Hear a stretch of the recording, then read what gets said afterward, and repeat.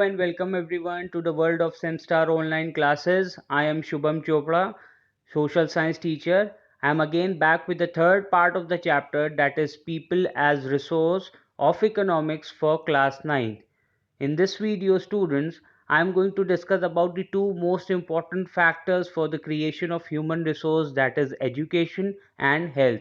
So first of all, starting with education, students, I think that you all remember the story of Sakal, which we have studied in the previous video, that how education in the initial years of his life bore him the fruits in the later years in terms of a good job and salary. We saw education was an important input for the growth of Sakal. It opened new horizon for him, provided new aspiration and developed values of life. Not only Sakal, education contributes towards the growth of society also. It enhances the national income, cultural richness, and increases the efficiency of governance. Now, there is a provision made for providing universal access, retention, and quality in elementary education with a special emphasis on girls.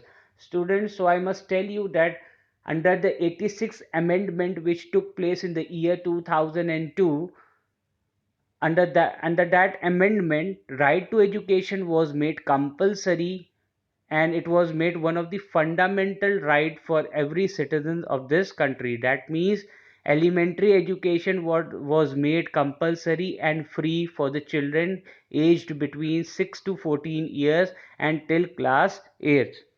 Now there is also an establishment of pace settings of schools like Navodaya Vidyalaya in each district.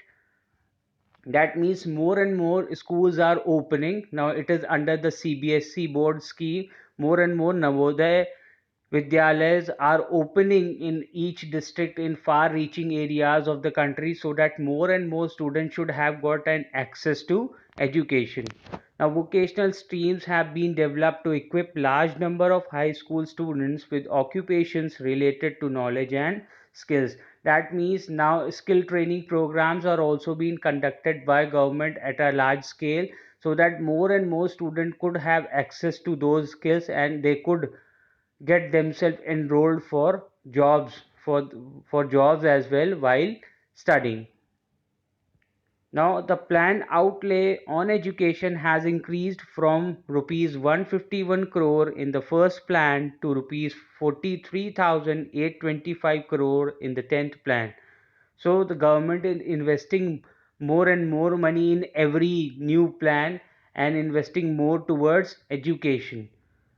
The expenditure on education as a percentage of GDP rose from 0.64% in 1951 to 52 to 3.98% in 2002 to 2003. The literacy rates have increased from 18% in 1951 to 65% in 2001. Now, literacy is not only a right, it is also needed if the citizens are to perform their duty and enjoy their rights properly. However, a vast difference is noticed across different sections of population. Literacy among males is nearly 50% higher than females. So there is a variation in the literacy rate between male and female. Female are still lagging behind because of the rigid traditions which is still being followed in most part of the country, that women are not meant for getting education. Now literacy rates vary from 96% in some district of Kerala to 30% in some parts of Madhya Pradesh. Now we have got variation among states as well. The primary school system has expanded to over 5 lakhs villages in India.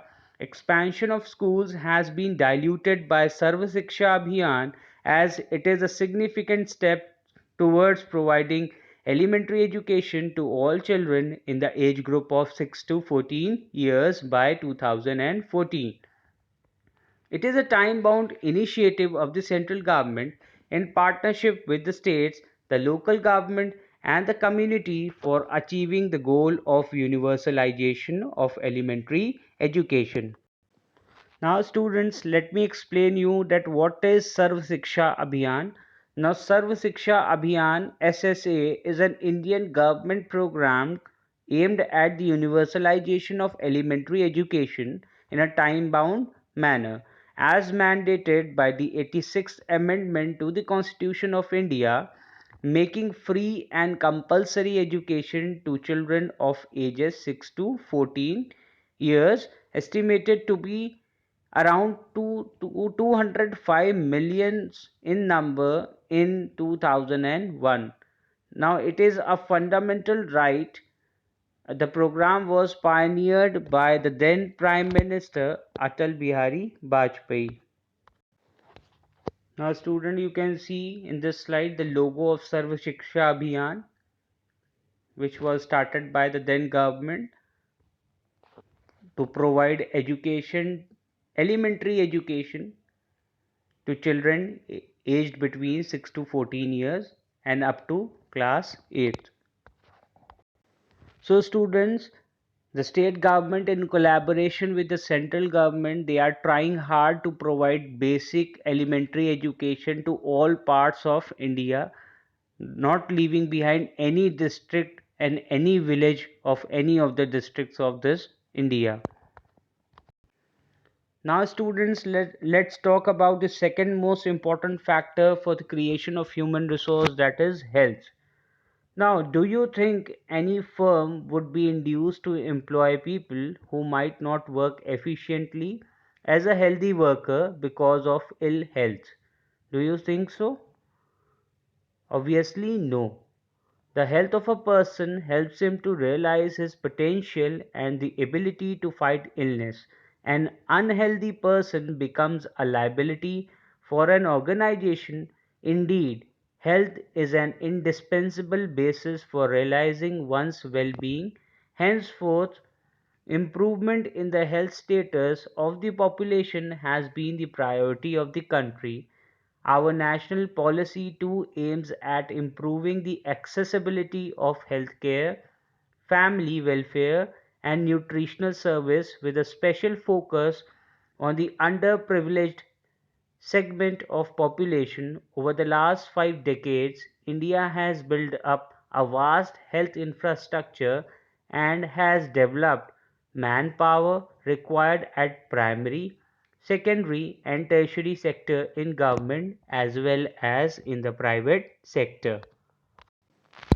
The measures adopted by the government have increased the life expectancy to over 66 years in 2011. Infant mortality rate (IMR) has come down from 147 in 1951 to 42 in 2013. Crude birth rates have dropped to 22.1 and death rates to 7 within the same duration of time. Increase in life expectancy and improvement in child care are useful in assessing the future progress of the country. Increase in longevity of life is an indicator of good quality of life marked by self-confidence.